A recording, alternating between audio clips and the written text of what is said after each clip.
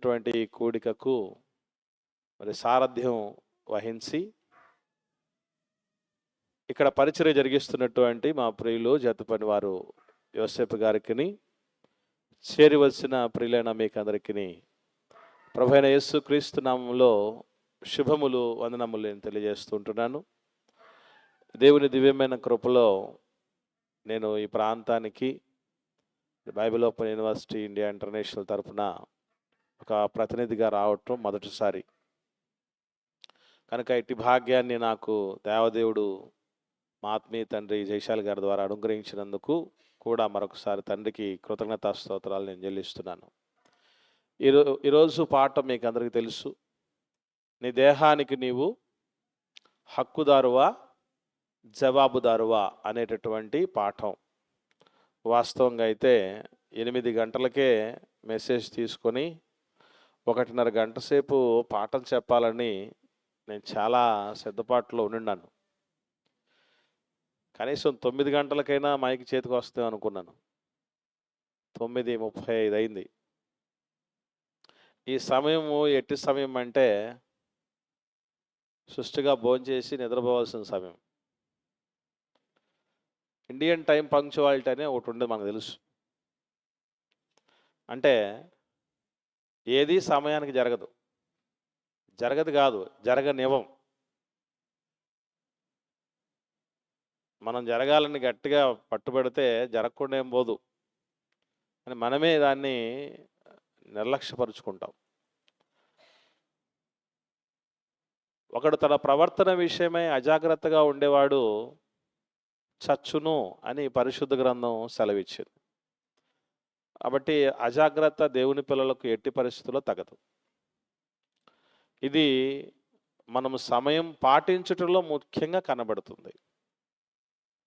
కాబట్టి సాయంత్రం 6:30 గంటలకు 7 గంటలకు సభ మొదలవుతుందని మీకు ఆల్రెడీ చెప్పి ఉంటారు. చూడండి, అభిమాన హీరో సినిమాకి వెళ్ళటానికి ఎవరు లేట్ చేయరు.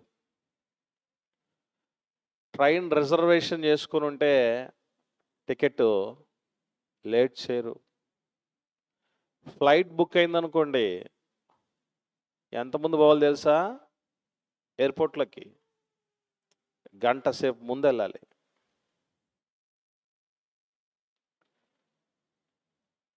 ఇవన్నీ మనం వాటి కోసం పరుగులు తీసి ముందుగానే వెళ్ళిపోతాం. ఎందుకనంటే ట్రైన్ మన కోసం వెయిట్ చేయదు. ఇప్పుడు నేను బస్సు బుక్ చేశాడు అన్న నాకు. చిలకలూరుపేటలో బయలుదేరేటప్పుడు, సార్ మేము బయలుదేరాము ఇంకా మీరు రాలేదే అని అడిగి ఖచ్చితంగా ఫోన్ చేస్తాడు. ట్రైన్ వాడు ఫోన్ చేయడు, ఫ్లైట్ వాడు అసలే ఫోన్ చేయడు. మనమే పరిగెత్తుకుపోవాలి. అయ్యో ట్రైన్ వెళ్ళిపోతుందో లేకపోతే ఫ్లైట్ వెళ్ళిపోతుందని పరుగులు తీస్తున్నాం మనం. దేవుడిచ్చిన క్షణం వెళ్ళిపోతే మాత్రం మనం తెచ్చుకోలేమని తెలియడంలా. అదే మనం అందరం చేస్తున్న పెద్ద పొరపాటు. సరే, ఏదేమైనా మన దేహం గురించి మనకు తెలియాల్సినటువంటి చాలా సంగతులు ఉన్నాయి. అందులో చాలామందికి దేహాన్ని ధరించుకుని వచ్చినటువంటి వాళ్ళకి దేహంలో ఎన్ని అవయవాలు ఉన్నాయో కూడా తెలియదు. మీరు ఎప్పుడైనా కౌంట్ చేసుకున్నారా? ఎన్ని అవయవాలు ఉన్నాయో ఎవరో చెప్పగలరా దేహంలో? నేను ఈ దేహంలోనికి వచ్చి 45 ఏళ్ళు పూర్తయిపోయాయి. మీరు మీ దేహంలోనికి వచ్చి కొంత వయసు అయిపోయి ఉంటుంది. ఎన్ని అవయవాలు ఉన్నాయో ఎప్పుడైనా కౌంట్ చేసుకున్నారా? ఎన్నుంటే మనకి ఎందుకు? పని జరుగుతుంది అంతే. అంతే కదమ్మా? పని జరుగుతుంది కాబట్టి నువ్వు కౌంట్ చేసుకుంటే ఏమి, చేసుకోకపోతే ఏమి. బాహ్యం అంతరం అని 2 రకాల అవయవాలు ఉన్నాయి దేహంలో, తెలుసా? బాహ్య అవయవాలు, అంతర అవయవాలు. బాహ్య అవయవాలు అంటే బయటికి కనబడేటటువంటి అవయవాలు. అంటే కన్ను, చెవులు, ముక్కు, నోరు, ఇవన్నీ బయటికి కనబడే అవయవాలు.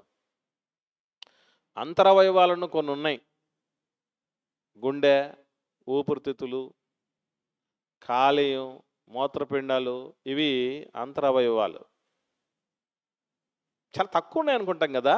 కాదు, దేహంలో 500 అవయవాలు ఉన్నాయట. 500 అవయవాలు ఉన్నాయట. నాకు తెలిసి అవేంటో లిస్టు కూడా పొరపాటున ఎవరు చూసుంటారు. అసలు 500 ఉన్నాయని మనకు అసలే తెలియదు. ఈ 500 అవయవాలతో కూడిన దేహం పట్ల మనం ఎలా వ్యవహరించాలి అసలు? ఈ దేహంతో ఉన్న అవయవాలతో మనం ఏం పనులు చేయాలి, ఏ పనులు చేయకూడదు, ఏ పనులు చేస్తే ఏ ఫలితం పొందుకుంటాం, ఏ పనులు చేయకపోతే ఎలాంటి పర్యవసానాలు ఎదుర్కొంటాం అనేది ఎవ్వరూ ఆలోచన చేయట్లా. ఇష్టం వచ్చినట్టు దేహాన్ని వ్యసనాలకు బానిసలుగా చేసి, దేవుడు ఒక మాట చెప్పాడు బైబిల్లో, ప్రసంగి గ్రంథం 7వ అధ్యాయము 17వ వచనం. ప్రసంగి గ్రంథము 7వ అధ్యాయము 17వ వచనం. చదువొచ్చిన వాళ్ళందరూ కూడా నోట్సులు తెచ్చుకోవాలి. బైబిల్తో పాటు నోట్సులు తెచ్చుకోవాలి. ఎవరు తెచ్చుకోకూడదంటే, రాసుకోకపోయినా నేను పూసగూర్చినట్లు పిన్ టు పిన్ చెప్పగలను అనేవాళ్ళు రాసుకోకూడదు. అంత అవసరం లేదులే అన్నవాళ్ళు రాసుకోకూడదు. ఇందులో మీరు ఏ కోవకు చెందినవాళ్ళు అనేది ముఖ్యం. చదువు వచ్చిన వాళ్ళు ఎంతమంది ఒకసారి చేతులు ఎత్తండి. చదువు వచ్చిన వాళ్ళు, బైబిల్తో పాటు నోట్సులు తెచ్చుకున్న వాళ్ళు చేతులు ఎత్తండి ఒకసారి. బైబిల్తో పాటు నోట్సులు కూడా తెచ్చుకున్న వాళ్ళు చూసారా? దొంగలు ఎంతమంది ఉన్నారు? డౌన్.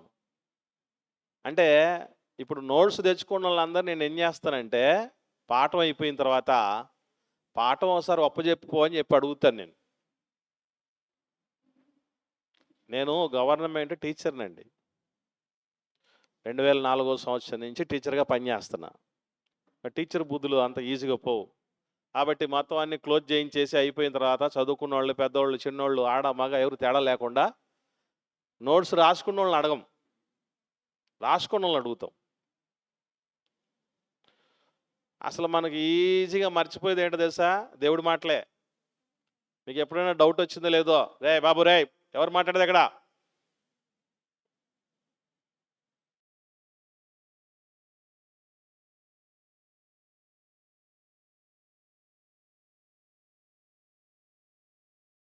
గమనించండి. బైబిల్ చదివేటప్పుడు ఒక పేజీ చదివేసి పేజీ తిప్పామనుకోండి, గుర్తుంటుందా? చదివిన పేజీ ఉండదు. అదే పేపర్ చదివామనుకోండి, అబ్బో బాగా గుర్తుంటుంది. చందమామ, బాలమిత్ర, బుజ్జాయి కథలు చదివామనుకోండి బాగా గుర్తుంటుంది. సితారా ఇంకా బాగా గుర్తుంటుంది. స్వాతి అబ్బా ఇంకా బాగా గుర్తుంది. అంత ఈజీ కాదు ఇవి గుర్తుపెట్టుకోవటం అంటే. నేను ఈ పాఠం ఆల్రెడీ 2-3 సార్లు చెప్పేశా, 4వసారి చెప్తున్నా.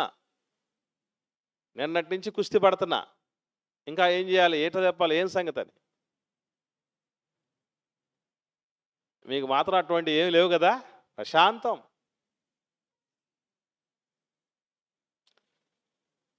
దేహం విషయంలో దేవుడు చెప్తున్న మాట ఇప్పుడు చదువుదాం. ప్రసంగి గ్రంథం 7వ అధ్యాయం 17వ వచనం ఏమనుంది? అధికముగా దుర్మార్గపు పనులు చేయొద్దు, బుద్ధిహీనముగా తిరగొద్దు, నీ కాలమునకు ముందుగా నీవేళ చనిపోవుదువు. కాలానికి ముందు చనిపోతున్న వారు ఈ ప్రపంచంలో రకరకాల కారణాలతో చచ్చిపోతున్న వాళ్ళు చాలామంది ఉన్నారు. వాటన్నింటిలో మనకు తెలియని సత్యం ఏంటి చెప్పమంటారా? అసలు చచ్చిపోవటానికి ఇది కారణమే కాదనుకుంటాం. వాటిని తొందరగా చనిపోవటానికి ఇవి కారణమే కాదనుకుంటాం. సరే, నేను అడుగుతున్నాను, మీకు ఎంతవరకు తెలిసిందో కొన్ని కారణాలు చెప్పండి. మనిషి దీర్ఘాయుతో కాకుండా తొందరగా చనిపోవటానికి కారణాలు ఏముంటాయి అనుకుంటారు? మీకు తెలిసినవి కొన్ని చెప్పండి. ఏమ్మా వింటున్నారా లేదా? నా తెలుగు భాష మీకు అర్థమవుతుందా లేదా? నాకు ఇంతకు మించిన వేరే తెలుగు రాదు.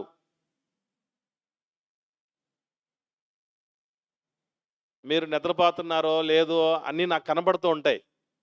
కాబట్టి నిద్రపోకండి కాసేపు. ఉం? చెప్పండి, ఏ కారణాలతో మనిషి చనిపోతాడు ముందుగా అనుకుంటున్నారు మీరు? ఎవరికి తెలీదా? అరే ఎంత అమాయకులు. ఏ కారణాలతో మనిషి ఓ 70 ఏళ్ళు 80 ఏళ్ళు 90 ఏళ్ళు బతకకుండా తొందరగా చచ్చిపోతున్నారు అని మీరు అనుకుంటున్నారు? ఏ కారణాలు? చెప్పండి పెద్దరాజు గారు. వయసు అయిపోయి చనిపోయే విషయం కాదు నేను అడుగుతున్నది. అంటే అయ్యగారు ఎక్కడ ఉన్నారన్నమాట. వయస్సు కాకమునుపే కాలమునకు ముందుగా చచ్చిపోతున్నోళ్ళు అంటే 20 ఏళ్ళ వయసులో చచ్చిపోయే వాళ్ళు ఉంటారు, 30 ఏళ్ళ వయసులో చనిపోయే వాళ్ళు ఉంటారు, 40 ఏళ్ళ వయసులో చనిపోయే వాళ్ళు ఉంటారు, 15 ఏళ్ళ వయసులో చనిపోయి ఉంటారు, పుట్టగానే చనిపోయే వాళ్ళు ఉంటారు కదా. నేను ఈ కారణాలు అడుగుతున్నాను, ఎందుకు అలా చనిపోతున్నారు తొందరగా అని. ఏం కారణాలు ఉంటాయంటే అండి? ఏం తెలీదు. అంటే బైబిల్ ఎన్నేళ్ళకి చదువుతున్నాము, ఎన్నేళ్ళగా క్లాసులకు వస్తున్నాము, ఏం సంగతి, ఇంతదాకా మనం ఏం చేసాము? వెనకటికి ఒక వ్యక్తిని అడిగారట, వాడు 4 నెలలు కర్రసాం నేర్చుకున్నాడట. 4 నెలలు కర్రసాం నేర్చుకొని నువ్వేమి సాధించావు అని అడిగితే కర్రసాం నేర్చుకున్నోడిని మూలలో ఉన్న ముసలావిడిని కొట్టారని చెప్పాడట. 4 నెలలు కర్రసాం నేర్చుకొని ఏం చేసేవారంటే మూలలో ఉన్న ముసలావిడిని కొట్టారన్నట్టుంది మీ సంగతి.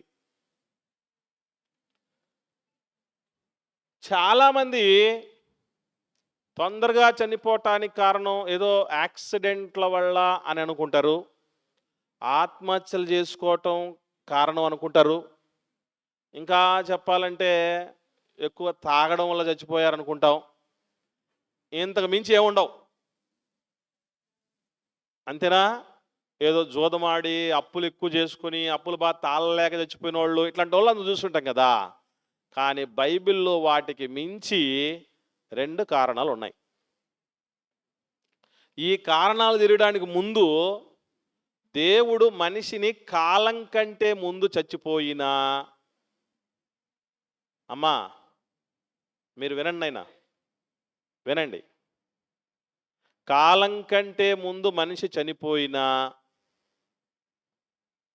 కాలమంతా చేసుకొని దేవుడిచ్చిన పనిని ముగించకుండా మనిషి చనిపోయినా, వీటి రెండిటికి జవాబు చెప్పాల్సింది మనిషే. ఏ రెండిటికి? ఏ రెండిటికండి? మీరు ఇన్వాల్వ్ అవ్వాలి. ఉపన్యాస పద్ధతులు మనకు ఎక్కవు. ఇప్పుడు ఆల్రెడీ నిద్ర వచ్చే టైం ఇది. ఈ టైంలో నేను చెప్తూ ఉంటే మీకు లాలీ లాలీ అన్నట్టు ఉంటుంది. అందుకని మీరు ఇంటరాక్ట్ అవ్వండి. ఏ 2 కారణాల వల్ల చనిపోతే దేవుడు అడుగుతాడని చెప్పాం? కాలానికంటే ముందు చనిపోయినా అడుగుతాడు, కేవలం కాలం మాత్రమే చేసుకొని పని ముగించకుండా చచ్చిపోయినా కూడా దేవుడు అడుగుతాడు. ఎందుకు అడుగుతాడు అనంటే, దేవుడండి అసలు మనం ఈ భూమి మీదకి వచ్చేలోపు అమ్మ నాన్నలు చాలా కలగంటారు. మనకు తెలుసు, గర్భవతి అయినటువంటి తల్లి ఆ ఆడబిడ్డ ఏం చేస్తూ ఉంటుందంటే స్వెటర్ అల్లుతూ ఉంటారు కొంతమంది. పాపం వాళ్ళకి స్వెటర్ అల్లిది ముందు రాకపోయినా రాబోయేటటువంటి తన ప్రతిరూపం కోసం ఏం చేస్తారంటే స్వెటర్ అల్లుతూ ఉంటుంది తల్లి. ఒకవైపు నాన్న ఏం చేస్తుంటాడు, కోతి బొమ్మ, గుర్రం బొమ్మ, ఉయ్యాల అన్ని తీసుకొస్తూ ఉంటాడు. ఒకవైపు అమ్మేమో స్వెటర్లు వేస్తూ ఉంటుంది, దాన్ని చూసుకుంటూ ఉంటుంది. నాన్న తెచ్చే బొమ్మలు చూసి ఈ బొమ్మలతో ఆడుకుంటారు, మన కళ్ళ ముందు తిరుగుతారు, క్యారం అనే ఏడుస్తారు, బుడిబుడి నడకలేస్తారు, పిలుస్తారు మమ్మల్ని, స్కూల్కి వెళ్తారు, చదువుకుంటారు, ప్రయోజకులు అయిపోతారు, పెళ్ళిళ్ళు చేసేస్తాం, వాళ్ళ పిల్లలకు వచ్చేస్తారు. ఏటి ఆలు లేదు ఏదో ఇంకా ఏం జరగకముందే ఒక తల్లి ఒక తండ్రి ఎన్ని ఆశలు కలిగి ఉంటారో మనం చెప్పనక్కర్లేదు. దేవుడు కూడా రండి, బైబిల్లో ఒక మాట రాయబడింది, చాలా అద్భుతమైనటువంటి మాటలు, పాత నిబంధనలోను కొత్త నిబంధనలోను, మన కోసమే, మన దేహం కోసమే. ఏమని? చూద్దాం. 139వ కీర్తనలో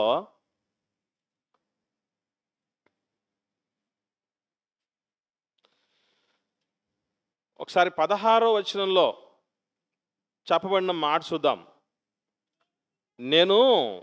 నేను పిండమునై ఉండగా నీ కన్నులు నన్ను చూచెను. నియమింపబడిన దినములలో ఒకటైనా కాకమునుపే నా దినములన్నీ నీ గ్రంథములో లిఖితములైన ఉంది కదా. మేము ఎప్పుడు చదవందా ఏ రెఫరెన్స్? ఏదో కొత్త సేవకుడు వచ్చాడు కొత్తగా చెప్తాడు అనుకుంటే అంత పాత చింతకాయ పచ్చడి చెప్తున్నారు అనుకుంటారు కదా. మీ మైండ్ సెట్ మాకు తెలుసు. యూనివర్సిటీలో మీరు ఇప్పుడు వచ్చి ఉండొచ్చు. 1999 నుంచి ఉన్నాను నేను. 1999 కొంతమంది మీలో పుట్టున్నారు అప్పటికి. అక్కడికి వచ్చేవాళ్ళు ఏ మైండ్ సెట్తో ఉంటారో నాకు తెలుసు. ఫుట్ నోట్లో ఏముందో చూడండి. ఫుట్ నోట్ అంటే పాద సూచిక అంటారు తెలుగులో. ఒకటైనను కాకమునుపే నా అవయవములు దినదినము నిరూపించబడుచుండగా అవన్నీ నీ గ్రంథంలో రాసుకుంటున్నావు అన్నాడు. ఇది ఏమైనా చదివితే మీకు ఏమైనా అర్థమైందా? ఇది చదివినప్పుడు మీకు ఏమైనా అర్థమైందా? అర్థం కాదు, అర్థమే మొత్తం. దేవుడు ఒక్కొక్క అవయవము రూపుదిద్దబడుతూ ఉంటే రాసుకుంటున్నాడట. స్టార్టింగ్లో తల్లి కడుపులో మనం రూపం ఎట్లా ఉంటుందో తెలుసు కదా మీకు. 2 కన్నులు 2 చిన్న చుక్కలు, ముక్కు ఆ కన్ను కింద ఒక చిన్న చుక్క, నోరు ఆ ముక్కు కింద చిన్న చుక్క, అన్ని చుక్కలు చుక్కలు చుక్కలు చుక్కలు ఉంటాయి ప్రారంభంలో. 9 నెలలు అయిపోయిన తర్వాత కదా బయటకు వచ్చేది చక్కని చుక్క. 9 నెలలు అయిపోయిన తర్వాత కదా వచ్చేది కదా రూపం. అవన్నీ రాసుకుంటూ ఉన్నాడు దేవుడు. అమ్మ రాసుకుంటుందా? నాన్న రాసుకోడు. అసలు వచ్చిన తర్వాత కూడా లెక్కలు వేస్తారు. ఎవడన్నా లోపల అవయవాలు ఏమున్నాయి, బయట అవయవాలు ఏమున్నాయి, ఎవరెవరు ఏ సైజులు ఉన్నాయి, ఎట్లెట్లా ఏం సంగతి ఏముండదు. అవయవాలు రూపుదిద్దుపడుతూ ఉంటే దేవుడు రాసేసుకుంటున్నాడట. ఏమని అంటే అవయవం వచ్చింది, అవయవానికి పని ఉంది. అర్థమవుతుందా? కన్నులు ఓకే 2 వచ్చేసాయి, కరెక్ట్గా వస్తాయా? ఓకే వచ్చేసాయి. దీంతో పలానా పని చేయాలి. మనం ఒక వస్తువు చేసుకున్నాం, ఇది ఎవరికి పని చేయాలి, ఇది ఎవరి కోసం పని చేయాలండి? వస్తువు తయారు చేసినోడికి పని చేయాలి. తయారు చేసినోడు మనిషి కోసమే ఇది ఉపయోగపడాలి. మనల్ని తయారు చేసుకున్నది దేవుడు, ఆయన కోసమే దేహం ఉపయోగపడాలి. ముందు అసలు ఈ రూపాన్ని చూసుకున్నప్పుడు చంపకచారుడు కళ్ళు, తర్వాత కోటేరు ముక్కు, ఇలా రకరకాల అవయవాలన్నీ చూసుకొని మాకు ఉన్నాయా లేవా, కలర్ బాగుందా లేదని ఆలోచన చేసేవాళ్ళు ఉంటారు. కానీ అద్దంలో చూసుకున్నప్పుడు ఇవి ఎందుకు ఉన్నాయనే దేవుడు ఏం చేశాడనేది అర్థం కాదు. ఒకసారి చూడండి కొత్త నిబంధనలో కూడా కొరింథీయులకు రాసిన మొదటి పత్రిక 12వ అధ్యాయం 18వ వచనం. అపోస్తలుడైన పౌలు గారు కొరింథీయులకు రాసిన మొదటి పత్రిక 12వ అధ్యాయం 18వ వచనం చూడండి. అయితే దేవుడు అవయవములలో ప్రతి దానిని, గుర్తుపెట్టుకోండి, ఒకటి కాదు. అంటే శరీరంలో అవయవాలు ఎన్ని ఉన్నాయని చెప్పాం? 500 ఉన్నాయని చెప్పాం కదా. ఈ 500 అవయవాల్లో ప్రతి దానిని దేవుడు తన చిత్త ప్రకారంగా మన దేహంలో, మన శరీరంలో ఉంచాడు. అంటే అవయవాల్లో ప్రతి అవయవానికి దేవుడి ఇష్టం ఉందట. కానీ మనం ఏమంటాం? ఒరే ఎందుకురా అట్లా చూస్తున్నావు అంటే వాడు ఏమంటాడో చూసేవాడు, గుడ్లు మిటకరించి చూస్తూ ఉంటాడు. చూసారా? మిడిగుడ్లోడు అంటారే. వాడిని అడిగామనుకోండి, ఎవరన్నా ఎందుకు చూస్తున్నారంటే, నా కళ్ళు నా ఇష్టం అంటాడు. కళ్ళు ఎందుకు ఉండేది చూడటానికి కదా అంటాడు. విన్నారా? అట్లా టోళ్ళు తెలుసుకోవాల్సిన విషయం, నా దేహానికి, నా దేహంలో ఉన్న అవయవాలకి నాకు హక్కు కాదు. మనిషికి దేహములు ఉన్న అవయవాల మీద హక్కు లేదు. ఎందుకు లేదు అని అంటే ఎంతో క్లారిటీగా చెప్తాడు బైబిల్లో దేవుడు. ఇదే పత్రిక అంటే ఆయన ఇష్టం ఉంది ప్రతి అవయవం వెనక, మర్చిపోకండి. ఎవరండి చేస్తారు దీన్ని? మీకు విషయం తెలుసో తెలీదో, కన్నుకు ఎంత పవర్ ఉందనంటే ఒక వస్తువు పేరు చెప్పగానే దాని ప్రింట్ మీకు మనసులోకి వచ్చేస్తుంది. రోజా పువ్వు వచ్చేసిందా? ఎలుక, చిలుక, ఏనుగు, పీనుగు వచ్చే అన్నీ చెప్పేది ఆలస్యం, టప్ టప్ టప్ మని పడిపోతున్నాయి మైండ్లో. ఒక్కసారి చూసేస్తే, ఒక్కసారి పిక్చర్ కొట్టేస్తుంది అనుకోండి, స్నాప్ ఇస్తుంది అనుకోండి కెమెరా, కళ్ళనే కెమెరా, ఈజీ గుర్తుపెట్టిపోతే. ఇంట్లో ఎన్ని వస్తువులు గుర్తుపెట్టుకున్నాం తెలుసా చూసి ఈ కళ్ళతోనే. ఇంట్లో ఉన్న వస్తువులన్నీ తెలుసు, ఒంట్లో ఉన్న వస్తువులన్నీ తెలుసు, బీరువాలు ఉన్న వస్తువులు తెలుసు. వామ్మో, ఒక్కటి కాదండి, ఒక్కసారి చూసేసిందంటే మిమ్మల్ని ఎక్కడో చూసినట్టుందే అంటారు. ఎలా అది అంటే దాని పవర్ అలాంటిది. మళ్ళా నో మెమరీ పవర్, అది నిండిపోద్ది. ఆ కెమెరాను చూసారా, దాని మెమరీ నిండిపోతుంది. మీరు ఎప్పుడన్నా డౌట్ వచ్చిందో లేదో, లోపలికి చెవుల లోపలికి చాలా మాటలు పోతున్నాయి. ఒరే మెమరీ ఫుల్ అయిందిరా బాబు రే అని చెప్పింది ఎప్పుడన్నా చెవి? ఎన్ని వేస్తావు వేసుకో, ఎన్ని చూస్తావు చూసేసుకో, మొత్తం మెమరీలోనే వెళ్ళిపోతుంది. ఎక్కడే కానీ స్పేస్ అయిపోయింది, నాకు గూగుల్ అకౌంటు సార్ మీది 99% అయిపోయింది సార్, స్పేస్ క్రియేట్ చేసుకోండి, డబ్బులు కట్టండి, ఇవన్నీ చెప్తోంది గూగుల్, జీమెయిల్. నాకు ఇది చూసినప్పుడల్లా అర్థమైంది, ఎప్పుడైనా మన మెమరీ ఎప్పుడైనా ఫుల్ అయిపోయినటువంటి పరిస్థితి ఉందంటే లేనే లేదే. ఎందుకనంటే ఇదిగో 6వ అధ్యాయంకి వద్దాం. ఇదే కొరింథీయులకు రాసిన మొదటి పత్రిక 6వ అధ్యాయంలో దేవుడు చెప్తున్నటువంటి చక్కని మాట 19వ వచనం. కొరింథీయులకు రాసిన మొదటి పత్రిక 6వ అధ్యాయం 19వ వచనంలో, మీ దేహం దేవుని వలన మనకు అనుగ్రహించబడిందట. దేహం, ఇప్పుడు దాకా మనం దేహం గురించి ఏమని తెలుసుకున్నాం? మన శరీరం మన శత్రువు అనేగా తెలుసుకున్నాం. శరీరం అంటే దానిలో మంచిది ఏది నివసింపదని. కానీ ఇదే మాట చెప్పింది ఎవరు? నా యందు అనగా నా శరీరం మందు మంచిది ఏది నివసింపనేరదని నేను ఎరుగుదునని రోమిలకు రాసిన పత్రిక 7వ అధ్యాయం 18వ వచనంలో చెప్పింది ఇదే పౌలు గారు కదా. ఇదే పౌలు గారు కొరింథీయులకు రాస్తే ఏమంటున్నాడు? దేహం దేవుడు అనుగ్రహించి, దేవుడి అనుగ్రహం అట. అనుగ్రహం అంటే ఏంటి అర్థం? వరం. ఈ దేహం వరమేనా? ఎవడో సినిమాలో డైలాగ్ చెప్తాడు కదా, ఒకవైపే చూడు రెండో వైపు చూడొద్దని. దేవుడు ఏమంటాడు తెలుసా? ఒరే నువ్వు ఒకవైపే చూడకురా, రెండో వైపు కూడా చూడరా బాబు అన్నాడు. దేహం గురించి అది శత్రువు అనే తెలుసు, కానీ శత్రువుగా మలిచింది ఏంటంటే గుర్రానికి కళ్ళెం వేసి వాడుకున్నాం అనుకోండి, చక్కగా పనిచేస్తుంది, మంచి గమ్యానికి చేరుస్తుంది. కళ్ళెం వదిలేసామనుకోండి, తన్నితే వెనక కాళ్ళతో గుండెలు పగిలిపోతాయట. గుర్రం వెనక కాళ్ళతో తన్నితే, ముఖానికి తన్నితే, ముఖానికి మనం అనుకుంటాం పళ్ళు రాలిపోతాయని, పళ్ళు రాలు, చచ్చిపోతాం అంతే. అంత పవర్ ఉంటుందట వాటికి. దేహం కూడా అంతే, కళ్ళెం వేసావో గమ్యానికి వేగంగా తీసుకెళ్తుంది, కళ్ళెం వదిలేసావో వెనక్కాలతో తన్ని వదిలేస్తుంది. ఇప్పుడు వెనక్కాలతో తన్నిన దాన్నే చూస్తున్నాం మనం, అందుకే దాన్ని చూసి ఏమనుకుంటున్నాం? శరీరం శత్రువు అని. కానీ శరీరం దేవుడు ఏమన్నాడు తెలుసా? చదవండి, మీ దేహము దేవుని వలన మీకు అనుగ్రహించబడింది.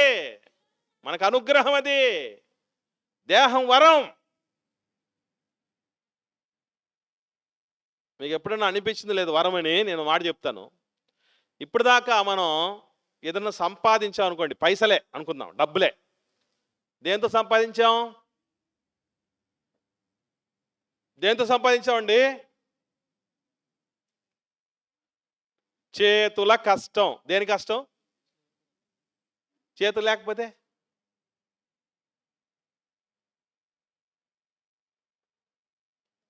కాళ్ళతో కష్టపడి తయారు చేసి సంపాదించుకుంటాం, మెదడు పెట్టి సంపాదించుకుంటాం మనం. ఇవన్నీ ఏం లేకపోతే ఈ లక్షలు ఎప్పుడు సంపాదించేవాళ్ళం, ఈ కోట్లు ఎప్పుడు సంపాదించేవాళ్ళం? చెప్పండి. అనుగ్రహమా కాదా? నేను సంవత్సరానికి మాకు ఇన్కమ్ ట్యాక్స్ ఉంటుంది, మీకు తెలుసు కదా, టీచర్లు ఎంప్లాయీస్కి అందరికి ఇన్కమ్ ట్యాక్స్ ఉంటుంది. లక్షలకు లక్షలు సంవత్సరానికి సంపాదించినటువంటి ఉంటుంది ఇన్కమ్ ట్యాక్స్ ఫారంలో. వామ్మో, ఇంత సంపాదిస్తున్నానని నేను ఈ దేహంతో సంవత్సరానికి కనిపిస్తూ ఉంటుంది నాకు. ఇంత సంపాదించాను, ఈ దేహమే లేకపోతే నేను పోయాను అనుకోండి, జాబ్ ఉంటుందా? పని ఇస్తాడు ఎవడన్నా? పోయినోడికి పని ఉండదు. ఆ అవయవాలు బాగా పనిచేస్తూ ఉంటే వాటితో సంపాదించుకున్నాం. ఈరోజు మన పిల్లల్ని చదివించుకున్నాం, స్థలాలు కొన్నాం, పొలాలు కొన్నాం, ఇల్లు కట్టుకున్నాం, బంగారం కొనుక్కున్నాం, వెండి కొనుక్కున్నాం, టీవీ కొనుక్కున్నాం, సెల్ ఫోన్ కొనుక్కున్నాం. కావలసినవన్నీ కొనిపెట్టేటటువంటి శక్తినిచ్చింది ఈ దేహంతోనే దేవుడు. అందుకే మీ దేహము దేవుడి వలన మీకు అనుగ్రహించబడి మీలోనున్న పరిశుద్ధాత్మకు ఆలయమై ఉన్నారని మీరు ఎరుగరా? మీరు మీ సొత్తు కాదు అన్నాడు. అంటే నా దేహం నా ఇష్టం అని ఎవడన్నా అంటే చెమరాలు ఒలుస్తాడు దేవుడు. ఎవడైనా ఒప్పుకోవచ్చేమో, మనిషి ఒప్పుకోవచ్చేమో, మనిషి తప్పుకోవచ్చేమో, మనిషి ఏమనకపోవచ్చేమో నువ్వు అలా మాట్లాడితే. కానీ అమ్మ కడుపులో ఒక్కొక్క అవయవం రూపుదిద్దబడుతున్నప్పుడు దేవుడటండి మన దేహాన్ని తయారు చేసేటప్పుడట ఈ భూమి మీద దాదాపు 787 కోట్ల మంది ఉన్నారు 2021 జనాభా లెక్కల ప్రకారం. ఇప్పటికి 800 కోట్లు దాటేసి ఉంటారు ఖచ్చితంగా. ఈ 800 కోట్ల మందిలో మన రూపం ప్రత్యేకమట తెలుసా? ఇంతకు ముందు పుట్టి పెరిగినటువంటి వాళ్ళందరికంటే డిఫరెంట్గా ఉంటుందంట మన రూపం. అంటే మన రూపం చేయాలంటే దేవుడికి ఎన్ని రూపాలు గుర్తుండాలి తెలుసా అండి? ఈ మిగిలినటువంటి ఈ కోట్ల మంది జనాల రూపాలన్నీ గుర్తుపెట్టుకొని వాటికి ప్రత్యేకమైనటువంటి రూపాన్ని నీకు నాకు ఇస్తున్నాడు అమ్మ కడుపులో. అంత సులభమైన విషయం కాదు అది. ప్రతి వ్యక్తికి ఒక ప్రత్యేకమైనటువంటి రూపం దేవుడు అనుగ్రహిస్తున్నాడు. అందుకే మీరు చూడండి, మనిషిని పోలిన మనుషులు ఉంటారు కానీ వాస్తవంగా డిట్టోగా ఉండే మనుషులు ఎవరు ఉండరు. కవల పిల్లల్లో కూడా మా ఆవిడ వాళ్ళ అక్కయ్య ఇద్దరు 5 నిమిషాల తేడాతో ఇద్దరు కవల పిల్లలు. కానీ ఖచ్చితంగా పోలికలే కాదు, డిఫరెన్సెస్ కూడా ఉంటాయి. ఈవెన్ కవల పిల్లల్ని చేసేటప్పుడు కూడా ఈ అమ్మాయికి తేడాగా ఉండాలి. ఎందుకంటే ప్రతి మనిషి యూనిక్, ప్రత్యేకం అని తయారు చేశాడు దేవుడు. కనుక మీరు గమనించగలిగితే ప్రియులారా, దేవుడు చేసిన ఈ దేహం విషయంలో దేవుడు చెప్తున్న సత్యం, మీరు మీ సొత్తు కాదు. ఏం చేసుకోగలరు మీరు? దేవుడు అంటాడు మన దేహం గురించి, నీకు హక్కు ఉందేనంటే ఏ హక్కు ఏమాత్రం చెప్పు అనని. ఎక్కడైనా అవయవాలు పోగొట్టుకున్నాం అనుకోండి, యాక్సిడెంట్లో ఈజీగా పోగొట్టుకుంటాం. కాళ్ళు పోగొట్టుకుంటాం, చేతులు పోగొట్టుకుంటాం, అన్నీ పోగొట్టుకుంటాం. మరి ఎక్కడైనా కొంటారా? కొనగలరా? కాళ్ళు అమ్మేవాళ్ళు ఎవరున్నారా? ఉన్నారండి? ఏది మేక్కాలు కాదు, మేక్కాలు గొర్రెకాలు దొరుకుతాయి. చేతులు దొరికేటువంటి పరిస్థితులు ఎక్కడ ఉంటాయి? చేతులు దొరకవు, కాళ్ళు దొరకవు. దానం కిందకు పోయారు మనిషి? దొరకదు కాబట్టి. నేత్రదానం, కళ్ళు పోతే కళ్ళు రావు, కళ్ళు చిదంబరం అయిపోతుంది. ఇక అవి రావవి. ఎంత అద్భుతంగా తయారు చేశాడంటే ఒక్క మాట చెప్తాం, మనం ఎంతవరకు దీని మీద హక్కు ఉందంటే ఎంటుకలు, తన నెత్తి మీద వెంట్రుకలు చూపించి ఏమంటామంటే చాలా సులభంగా తీసిపడేటట్టుగా చెప్తాం కదా, చులకనగా చెప్తాం కదా. అరే నీలాంటి వాళ్ళని ఇంతమందిని చూశాను అంటారు. సరే బాగానే ఉంది, దీన్ని చూపించి అంటున్నావే. దీని విలువ తెలియాలంటే ఎప్పుడు చెప్తూ ఉంటా నేను, దీన్ని చేసినోడికి తెలుస్తుంది, ఇవి లేనోడికి తెలుస్తుంది. అంతే. వీటిని చేసినోడికి తెలుస్తుంది, ఈ లేనోళ్ళు తెలుస్తుంది. ఆ బట్టతలు ఉన్న వాళ్ళని అడగండి, పాపం ఎంత బాధపడుతుంటారు. ఆ ఫుల్గా నెత్తి మీద ఫుల్ వెంట్రుకలు ఉండే ఫోటో పెట్టుకొని ఇది నేనే అని చెప్తూ ఉంటారు చాలా మందికి. ఒకప్పుడు ఇట్లా ఉన్నాను, అది నేనే బాబు, నమ్ము బాబు, ఇప్పుడు వచ్చింది ఈ గ్రౌండ్, అప్పుడు లేదు ఈ గ్రౌండ్ అది చెప్తూ ఉంటారు. అంత మాత్రమే కాదండి, అసలు దేవుడు అన్నాడు ఒక మాట, నీ తల వెంట్రుకల్ని ఒకదాన్ని తెలుపుగా కానీ నలుపుగా. నా దేహం నా ఇష్టం అంటవే, తెల్లంటికలు నల్లెంటికలు చేసుకొని చూపించి మరి ఎప్పుడన్నా చూద్దాం. రంగేస్తావు, మళ్ళీ రావా? ఆదివారము నాడు అరటి మొలిచినది అన్నట్టు మళ్ళీ మొలుచుకుని వస్తాయి, మళ్ళీ పుట్టుకుని వచ్చేస్తాయి తెల్లెంటుకలు. ఎంతకాలం వేస్తావు రంగు? అసలు లోపల ఏమన్నా మీకు విషయం తెలుసో తెలీదో, లోపల ఏమన్నా కొంతమంది ఇన్ని వెంట్రుకలన్నీ వస్తున్నాయి, లోపల నుంచి వస్తున్నాయంటే లోపల ఏమన్నా వెంట్రుకలు ఉండలేమన్నా ఉన్నాయేమని చూసేటవాడు. రోమ పుట్టిక అనేది ఒకటి ఉంటుంది, ఆ పుట్టికలో నుంచి ఎలా పుడుతూ ఉంటుంది అది. అంతే తప్ప మనకు రీల్స్ ఏవి దారం రీల్స్ ఉన్నాయి చూసారా, ఆ రీల్స్ ఏముండవు, వెంట్రుకల రీల్స్. అసలు ఈ దేహం విషయంలో మనకి ఏ మాత్రం ఉందేనంటే అవగాహన. మీకు ఎప్పుడైనా డౌట్ వచ్చిందో లేదో, అమ్మా ముక్కు కుట్టించేసుకుంటున్నారు కొంతమంది, ఒక పక్కతో వదిలిపెట్టరు, ఏం చేస్తారు, రెండు పక్కల తూట్లు వేస్తారు, రెండు పక్కలు వేసి మూడో పక్క కూడా వేస్తారు, ఈ మధ్యలో చెవులకు తూట్లు వేస్తారు. మనకు ఈ తూట్లు వేసే రకాలని తెలిసే ఏం చేశాడంటే వాటిల్లో ఎక్కువ రక్తనాళాలు పెట్టలేదండి. అందుకే మీరు చూడండి, చెవుకు తూటేసిన తర్వాత ఎక్కువ రక్తం కారదు, ముక్కుకు తూటేసిన తర్వాత రక్తం ఎక్కువ కారదు. మనం ఎన్ని ఏం ఆలోచన చేస్తాం, చెవులు ఉన్నాయి, అయ్యో దుద్దులు కావాలి, ముక్కు ఉంది పుడక కావాలి, అంతే. గోర్లకు నరాలు పెట్టలేదు దేవుడు, వెంట్రుకలకు నరాలు పెట్టలేదు. ఒకవేళ వాటికి పెట్టునుంటే సంగతి ఏమో తెలుసా, ప్రపంచంలో ఎవ్వడే కానీ ఒక్క వెంట్రుక కూడా కట్ చేసుకోలేరు, ఒక్క గోరు కూడా కట్ చేసుకోలేరు. ఎంత పెరిగిపోతూ ఉంటుంది తెలుసా, పెరిగిపోతున్న గోర్లతో అన్నం తినలేవు, పనులు చెయ్యలేవు, పక్కకు కదలలేవు. పెరిగిపోతున్నటువంటి వెంట్రుకలన్నీ నువ్వు ఏమి చేసుకోలేవు, ఎందుకంటే కట్ చేస్తే రక్తనాళాలు ఉంటే రక్తం అంతా కారిపోద్ది, చచ్చిపోతావు. కట్ చేసుకున్నా చచ్చిపోతావు, కట్ చేసుకోకపోయినా చచ్చిపోతావు, చచ్చిపోవడం గ్యారంటీ. దేవుడు ఇవన్నీ చేసేటప్పుడు ఎన్ని ఆలోచన చేశాడు అనుకున్నారండి? మనిషికి ఉందా ఆలోచన అసలు? మళ్ళీ నా దేహంరా నా ఇష్టం, ఎందుకురా దేహాన్ని పాడు చేసుకుంటున్నావు అంటే నా ఇష్టం, అడగడానికి నువ్వెవడు అంటాడు? పెట్టినవాడికి కొట్టే అధికారం ఉంటుంది, అడిగే అధికారం కూడా ఉంటుంది, ఆ దేవుడు అడిగే రోజు ఉంటుంది, మర్చిపోకండి. అందుకే బైబిల్లో ఒక మాట చెప్పబడింది, ఏమన్నా తెలుసా? ఓసారి చూద్దాం. ప్రసంగి గ్రంథం 12వ అధ్యాయం 14వ వచనం చూద్దాం. ప్రసంగి గ్రంథం, మానవుడి విషయంలో దేవుడు అడుగుతున్నటువంటి, దేవుడు దేహం గురించి అది మన హక్కా లేకపోతే దాని విషయం మన బాధ్యత అని తెలియపరుస్తూ ఏమంటున్నాడో చూడండి. ప్రసంగి గ్రంథం 12వ అధ్యాయం చివరి వచనం, గూఢమైన ప్రతి అంశమును గూర్చి దేవుడు విమర్శ చేసేటప్పుడు ఆయన ప్రతిక్రియను, అది మంచిదే గాని చెడ్డదే గాని తీర్పులోనికి తెస్తాడు. నేను అడుగుతున్నాను ఇప్పుడు ఈ ప్రశ్న ఏమనంటే, ఇంతకు మంచి పని క్రియ అంటే ఏంటి? పని, మంచి పని కానీ చెడ్డ పని కానీ మనిషి చేయాలంటే ఏముండాలి? మళ్ళీ అడుగుతున్నా, మనిషి మంచి పని కానీ చెడ్డ పని కానీ చేయాలంటే ఏముండాలండి? ఏముండాలి? ఓసారి ఇది అలాగే ఉంచి కొరింథీయులకు రాసిన 2వ పత్రిక 5వ అధ్యాయం 10వ వచనం చూద్దాం. అక్కడ ఆన్సర్ ఉంది, ఈ ప్రశ్నకు జవాబు ఉంది. చదవండి. కొరింథీయులకు రాసిన 2వ పత్రిక 5వ అధ్యాయము 10వ వచనం. ఎందుకనగా తాను జరిగించిన క్రియల చొప్పున అవి మంచివైనను సరే చెడ్డవైనను సరే, వచ్చేసింది ఆన్సర్.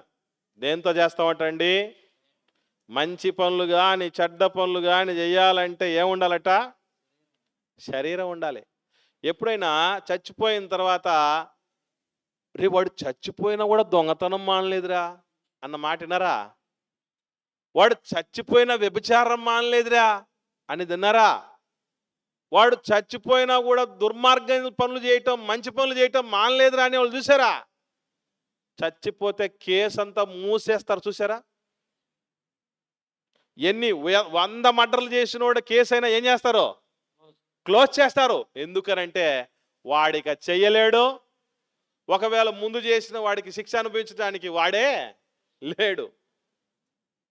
దేహముతోనే జరిగిస్తాం మంచి పనులు కానీ చెడ్డ పనులు కానీ.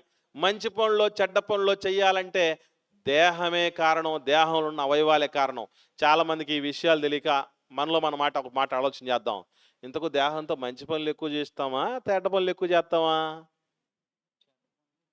ఆ? దేహంతో మంచి పనులు ఎక్కువ చేస్తామా, చెడ్డ పనులు ఎక్కువ చేస్తామండి? చెడ్డ పనులు ఎక్కువ చేస్తాం. తేలుగుట్టిన దొంగల్లా ఉన్నారు జవాబు చెప్పకుండా.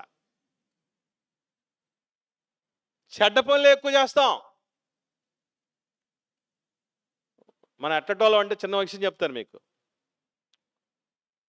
ఏమండి శంకర్రావు గారు అంటే మీరేనా అని చెప్పి పోస్ట్ మ్యాన్ లెటర్ తీసుకొని వస్తాడు, అపాయింట్మెంట్ ఆర్డర్. అంటే మీ అబ్బాయికి ఉద్యోగం వచ్చింది అని చెప్పేసి వాడు పోస్ట్ మ్యాన్ కాల్ లెటర్ తీసుకొని వస్తే ఆ ఇంట్లో ఉండేవాడు ఏం చేస్తాడంటే, నీకు 10,000 డబ్బులు ఇస్తాను, దీన్ని వెనక్కి తీసుకో అంటాడు.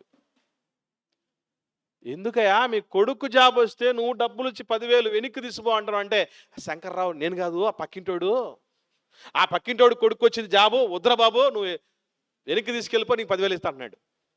అంత మంచివాళ్ళం మనం. వాడేదో కష్టపడి నానా కష్టాలు పడి ఇబ్బందులు పడి ఎక్కడ వాడు నిద్రపోయాడో లేదో, తిన్నాడో లేదో, ఏమంటే కుదురుగా ఉన్నాడో లేదో, మొత్తానికి జాబ్ తెచ్చుకుంటే వాడికి జాబ్ రాకూడదు. మనం ఎలాంటి వాళ్ళని చెప్పమంటారా? మన దేశంలో ఉన్న మంచి సంస్కృతి చూడండి. మన ఇంట్లో కరెంటు పోయింది అనుకోండి, మనం ఏం చేస్తాం తెలుసా? ఏం చేస్తాం చెప్పండి? పక్కింట్లో చూస్తాం. వాళ్ళ ఇంట్లో కూడా కరెంటు పోతే అమ్మయ్య వాడికి కూడా పోయింది, చాలునయ్యా అన్నట్టు అంట పాడతాం కదా. అప్పుడు అట్లా అనుకుంటాం. పొర్రపాటున మన ఇంట్లో కరెంటు పోయి పక్కింటోళ్ళలో కరెంటు ఉందనుకోండి, మన ఇంట్లోనే కాదు ఒంట్లో కూడా కరెంటు పోద్ది. ఇంట్లోనే కాదు ఒంట్లో కూడా కరెంటు పోద్ది. వాడికుందే.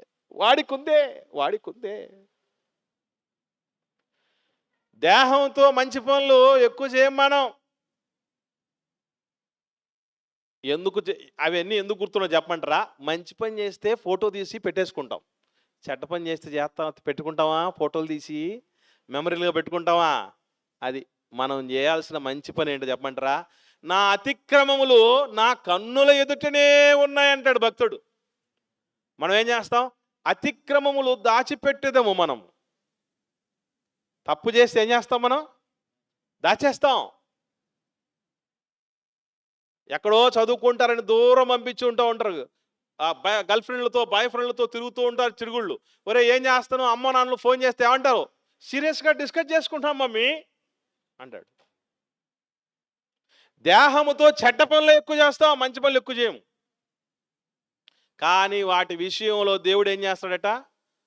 అడగడానికి నువ్వే పడవరా, నా సంపాదనతో నేను తాగాను రా, నాకు శక్తి ఉందిరా, నేను వ్యభిచారం చేస్తాను రా, చిన్నిళ్ళు పెట్టుకుంటాను, పెద్దిళ్ళు పెట్టుకుంటాను అని ఎన్ని మాట్లాడినా, నా ఇష్టం వచ్చేట్టు తింటాను రా, నా ఇష్టం వచ్చేట్టు ఒళ్ళు పెంచుకుంటాను రా, నా ఇష్టం రా అని ఎవడు మాట్లాడినా దేవుడు ఒక్కరోజు అడిగే రోజు వస్తుంది. అదే చెప్తున్నాడు. దేహముతో జరిగించిన వాటి ఫలం మనం అనుభవించక తప్పదు. కాబట్టి దేహానికి మనం ఎవరం కాదు, హక్కుదారులం కాదు, ఖచ్చితంగా జవాబుదారులమే. దేవుడు ఖచ్చితంగా అడుగుతాడు. ఏమనో తెలుసా? జీవరాశుల్లో నీ దేహాన్ని చేసినంతగా అంత గొప్పగా ఏ దేహాన్ని చెయ్యలేదు నాయన. ఎంత సుఖం అనుభవించినట్టు చేస్తున్నాడు తెలుసా అండి. మీకు విషయం చెప్పంటారా? నేను అడుగుతున్నాను, భూమి మీద ఉన్న జీవరాశుల్లో ఎక్కడైనా ఆదమరిచి గుర్ర పెట్టి నిద్రపోయే జీవరాశుల్ని కొన్ని పేర్లు చెప్పండి మీరు.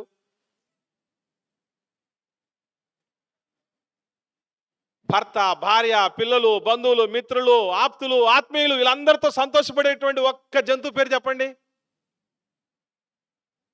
ఎన్ని రకాల వెరైటీలు తిండి తినేటువంటి ఒక జంతువు పేరు చెప్పండి. సింహాన్ని అడవికి రాజు అంటారు, కానీ అది మాత్రం పచ్చి మాంసమే తింటుంది. చచ్చిపోయిన దేహము, చచ్చిపోయిన జంతు మాంసమే తింటుంది. పాడుబడిన గుహలోనే ఉంటుంది. మళ్ళీ రాజు. మనమైతే మాంసం ఒకటా? మీకు విషయం చెప్పమంటారా? చచ్చిపోయిన తర్వాత కాల్ చేసేటప్పుడటండి ఆయిల్ అవసరమే లేదట తెలుసా. మనిషిని కాల్చేటప్పుడు మనిషిని కాల్చాలంటే ఆయిల్ వేయాల్సిన పని లేదట. కాస్త అంటుకుంటే చాలు, వామ్మో ఆయిల్ మరిగి కారిపోతూ ఉంటుంది. టిన్నులు వచ్చేస్తుందంట. ఎప్పుడైనా కాల్చిన వాళ్ళు చూస్తే మనకు అర్థమవుద్ది.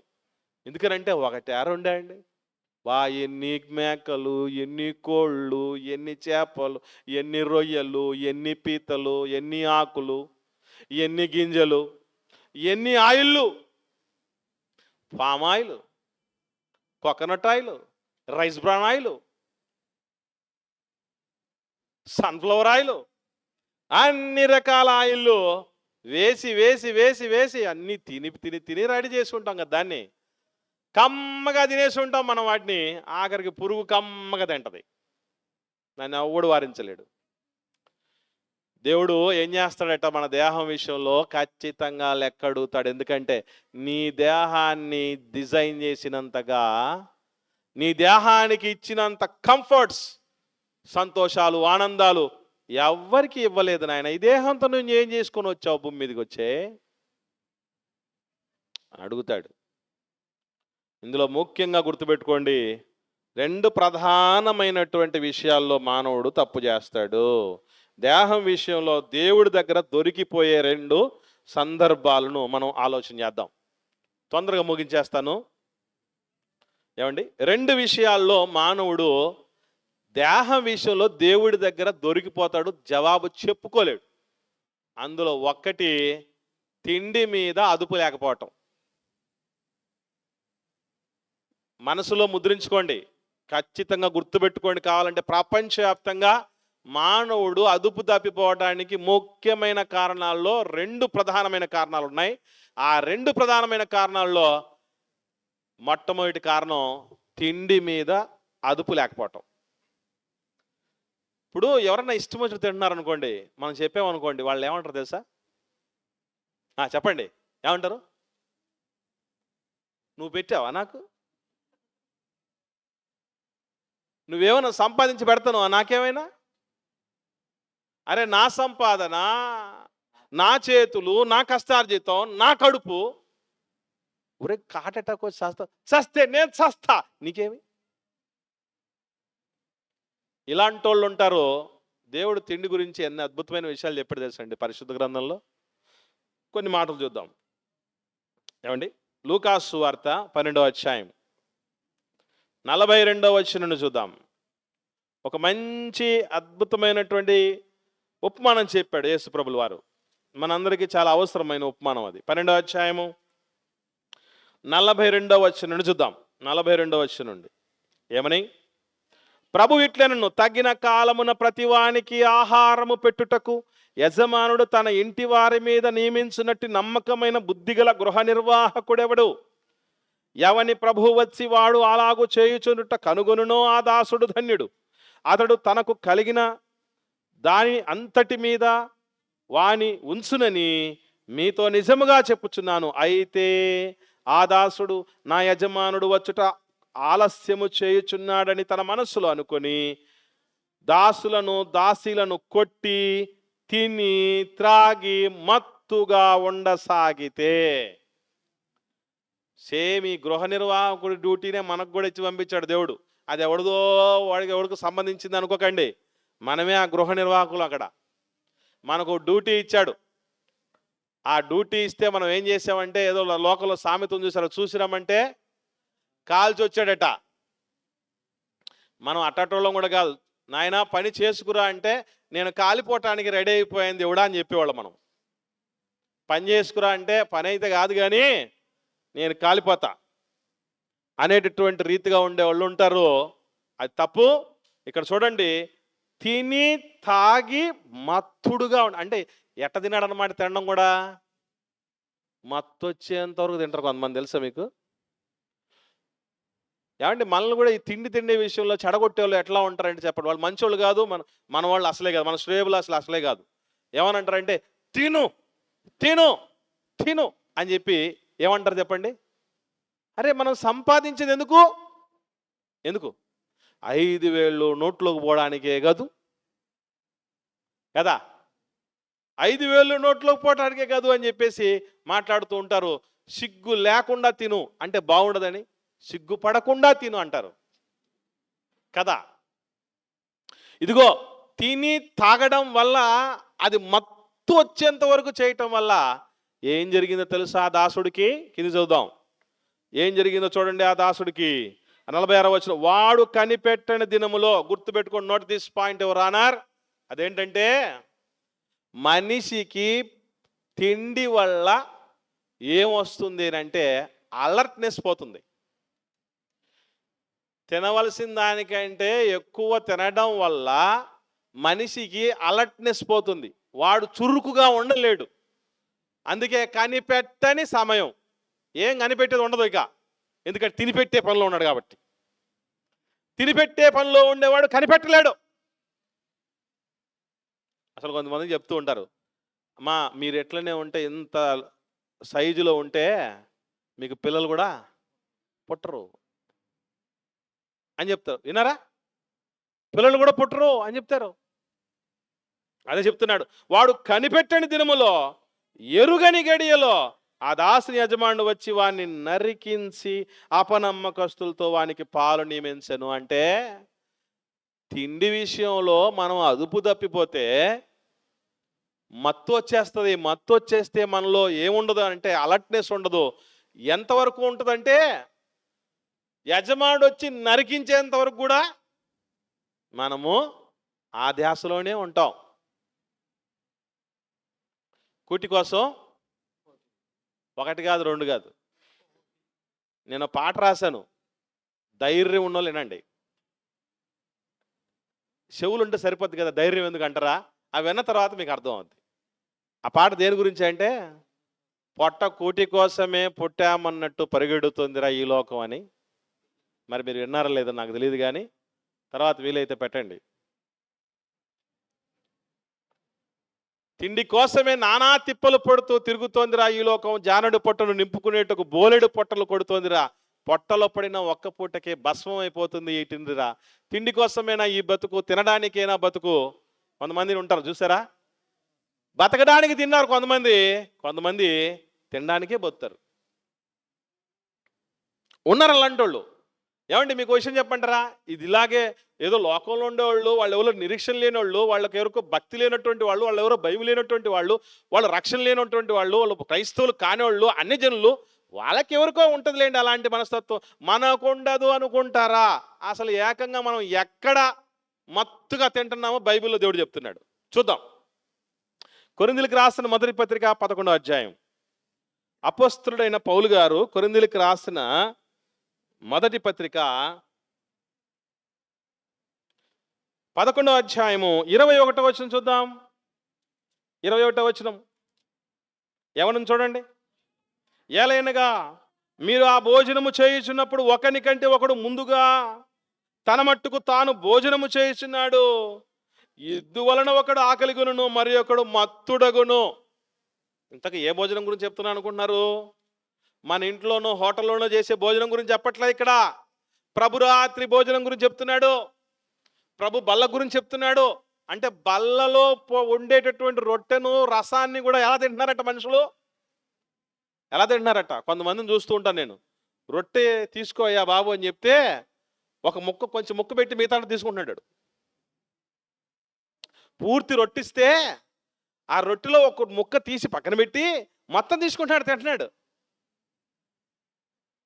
ఇదేమి కోయే కాలం, ఇదేం కరువు కాలం అనుకుంటున్నాను. ఏమండి వీళ్ళు ఏం చేస్తున్నారట? ప్రభు బల్లకు సంబంధించిన దాన్ని కూడా ఇలా తింటున్నారంటే సంఘానికి వచ్చి, మరి ఇంట్లో ఎట్ట తింటూ ఉండాలి చెప్పండి? బయట ఎట్ట తింటూ ఉండాలి మీరు చెప్పండి? ప్రభు శరీరం అది, నా కోసం చిందించబడిన శరీరం అది, రక్తం అది, నా కోసం నలగొట్టబడినటువంటిది అది అన్న భావనే లేకుండా తిని మత్తుగా తింటున్నారట. ఇదే ప్రమాదం. దేవుడు ఎంత గొప్పవాడు అంటే నిజంగా ఆయనకు పాదాభివందనం చేయొచ్చండి. మీకు మంచి మాట చెప్తాను. అంటే ఎంత గొప్పవాడో ఈ విషయంలో. మనకి తిండి ఎక్కువ తింటున్నాం అనుకోండి, పొట్ట ఏమవుతుంది చెప్పండి? పొట్ట ముందుకు ఎందుకు వస్తుంది తెలుసా? ఈ విషయం తెలియక ఒక అమ్మాయి దేవుడి దగ్గర ఒక రిక్వెస్ట్ చేసింది, చూశారు లేదో? దేవుడా, ఇప్పుడు ఏదో బిర్యానీ నచ్చిందనో, లేకపోతే అకేషన్ వచ్చిందనో, ఆకలి ఎక్కువ అయిందనో, బాగా చేశారనో, అన్నీ కుదురుకున్నాయనో 4 ముద్దలు ఎక్కువ తింటాం. అంత మాత్రానికే పొట్ట పెంచాలా? మెదడు పెంచు, అందం పెంచు, ఆయుష్ పెంచు. మేము వద్దన్నామా? పొట్టెందుకు పెంచుతావయ్యా అని అడిగింది. బాగుంది కదా? మనకు కూడా ఇదే డౌట్ ఉంటుంది. ఏదో ఇష్టం వచ్చి మనం తింటాము, దానికే పొట్ట పెంచాలని. మీకు ఎప్పుడైనా ఒక డౌట్ వచ్చింది లేదో, తెలివితేటలు ఎక్కువైతే ఎప్పుడైనా మెదడు పెరిగింది చూశారు ఎవరికైనా? తెలివితేటలు ఎక్కువ ఉన్నటువంటి వ్యక్తికి మెదడు పెరిగింది చూశారా? చూడలేదు. కానీ తిండి ఎక్కువ తింటే పొట్టే ఎందుకు పెరుగుతుందో తెలుసా? తెలీదు. కానీ కరిగితే బాగున్ను అని మాత్రమే తెలుసు. కరిగితే బాగున్నని మాత్రమే తెలుసు, కానీ ఎందుకు పెరుగుతుందో తెలీదు. దాన్ని మనం ఖచ్చితంగా చూస్తూ ఉంటాం. మనకు కనబడుతుంటుంది, ఎదుటోళ్ళకి కనబడుతూ ఉంటుంది. పొట్ట పెరిగిపోతుంది జాగ్రత్త, పొట్ట పెరిగిపోతుంది జాగ్రత్త అని మనకు హెచ్చరికలు రావటానికి, మనకు ఆల్రెడీ అది పెరుగుదాన్ని బట్టి మన బట్టలు చెప్తాయి. ఏమని చెప్పండి? పెరిగిపోయావు. బటన్స్ మగవాళ్ళు కొంతమందికి ఏమవుతూ ఉంటాయండి? పిగిలిపోయి అది బయటకు వచ్చేస్తూ ఉంటుంది. చూసారా? కొంతమంది షర్టు పైకి వచ్చేస్తూ ఉంటుంది. ఆ బండి మీద కూర్చుంటే పొట్ట కొంతమందికి ఇటువైపు కొంచెం కూడా వచ్చేస్తుంది బండికి. ఇట్లా కూడా ఉండేటువంటి వాళ్ళు ఉన్నారు. దేవుడు ఎంత గొప్పోడంటే, తిండి ఎంత తింటూ ఉన్న పొట్ట పెరగనీయకుండా ఉన్నపాటిన టప్మని గుండె ఆపేసి చంపేశాడు అనుకోండి, ఎవడు అడుగుతాడు ఆయన పోయి? ఒరే నాయనా పెరుగుతోందిరా, మంచిది కాదు, అది చాలా ప్రమాదం అని దేవుడు దానికి సాగే గుణం పెట్టి పెంచి మరి చూపిస్తున్నాడు. వద్దు బిడ్డ అని. ఆయన ముద్దు బిడ్డను కాబట్టి మనం ఇలా పెంచుకోవడం మంచిది కాదు బిడ్డ అని మనకు నేర్పిస్తున్నాడు. దాన్ని కూడా మనం అర్థం చేసుకోలేక పొట్టెందుకు పెంచావు అయ్యా అని ఎడుతున్నాం మనం. ఆయన వెంచలే, పెంచుకున్నది ఎవరో. అబ్బా ఎన్నాళ్ళుగా పెంచుతున్నాం తెలుసా దాన్ని? మీకు విషయం తెలుసో తెలీదు. పొట్ట అంత పెద్దదవుతుందంటే ఒక్క రోజులో ఓవర్ నైట్లో రాదు. గాలి కొట్టినట్టు, బెలూన్కు గాలి కొట్టినట్టు ఒక్క రోజులో వచ్చేది అది. ఎన్ని రోజుల నుంచి పెట్టి పెట్టి పెట్టి తినిపెట్టి పెంచేస్తున్నాం అంటే అప్పుడు పెట్టి అలాగ పెరిగింది అది. అలాంటిది కరగాలంటే అందుకే మీరు చూడండి, నెలకు మనుషులు ఎంత ఎంత తగ్గుతారండి? ఎంత డైట్ చేసినా కూడా 3 కేజీలు, 4 కేజీలు, 5 కేజీలు, 6 కేజీలు, అంతకంటే ఎక్కువ తగ్గకూడదు. అంతకంటే ఎక్కువ తగ్గితే అయిపోతాం మనం. దానివల్ల కూడా ప్రాబ్లమే. మరి ఎంత 100 కిలోలు ఉన్నా కూడా 3 కేజీలు 4 కేజీలు ఎందుకు తగ్గుతావు నెలకి? మళ్ళీ నెలకి, రోజుకి కాదు. ఎందుకు అలా తగ్గుతామంటే, పెరిగింది కూడా ఉన్నపాటున కాదు, తరిగేది కూడా ఉన్నపాటున తరగదు. అది ఎక్కువైతే దేవుడు అందుకే చెప్తాడు, నీవు తిండిపోతువైతే నీ గొంతుకు వేరేవాడు కాదు కత్తి పెట్టాల్సింది, నువ్వే పెట్టుకో అంటాడు. ఏమండి? మొహమాటాలకు తినేవాళ్ళు కొంతమంది తెలుసా మీకు? మొహమాటాలకు తినేవాళ్ళు కొంతమంది, ఇంకొంచెం పెట్టుకో బ్రదర్, ఇంకొంచెం పెట్టుకో అక్క, కొసరి పెడితే మనం వద్దు వద్దు వద్దు అనుకుంటూనే పెట్టించుకొని తింటూ ఉంటాం. అదొకటి. మిగిలిపోయిందని తినేవాళ్ళు కొంతమంది తెలుసా? వేస్ట్ అయిపోద్ది, అదేదో లోపలే వేసేద్దాం. మనం వేస్ట్ అయిపోతాం, ఆ తర్వాత తెలీదు. మిగిలిపోయిందని తినేవాళ్ళు, మొహమాటం కోసం తినేవాళ్ళు, బాగుందని తినేవాళ్ళు, అవకాశం వచ్చిందని తినేవాళ్ళు, అన్ని రకాల వాళ్ళు ఉంటారు. ఇది చాలా ప్రమాదం ప్రియులరా. భక్తులందరూ బైబిల్లో కొన్ని మాటలు రాయబడితే వాళ్ళ కోసం తరచూ ఉపవాసాలతో ఉన్నాం అంటారు, ఆకలి దప్పులతో ఉన్నాం అన్నాడు. ధన్యుడండి ఎవరిని అన్నాడు యేసుప్రభుల వారు? నీతి కొరకు ఆకలి దప్పులు కలిగిన వాళ్ళతో ధన్యులు అన్నాడు తప్ప, మనకు అసలు కొంతమంది చాలాసార్లు చెప్తూ ఉంటారు, మధ్యాహ్నం ఎక్కువ తిన్నాను, రాత్రికి ఆకలి కావట్లేదని. తెలుసా ఎంత ప్రమాదం అనుకుంటున్నారండి? కాబట్టి ఈ దేహాన్ని మనం ఏం చేస్తామంటే, బాగా తినబెట్టిన తర్వాత కొంతమంది కూర్చోలేరు, లేవలేరు, వాళ్ళ పనులు వాళ్ళే చేసుకోలేరు. దేవుడి పని ఏం చేస్తారు? గమనించండి. కాబట్టి ఇది తెలియకుండానే మనల్ని నిశ్శబ్ద హంతకిగా చంపేసేది ఈ తిండి. నెక్స్ట్ రెండోది ఉంది, రెండో ప్రమాదకరమైంది, అది కూడా చెప్పి ముగించేస్తాను.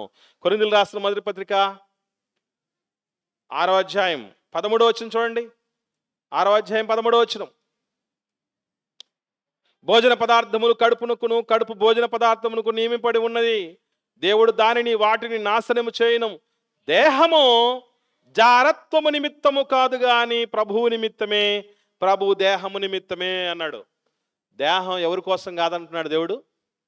జారత్వం నిమిత్తం. జారత్వం అంటే ఏంటనుకున్నారు? వివాహానికి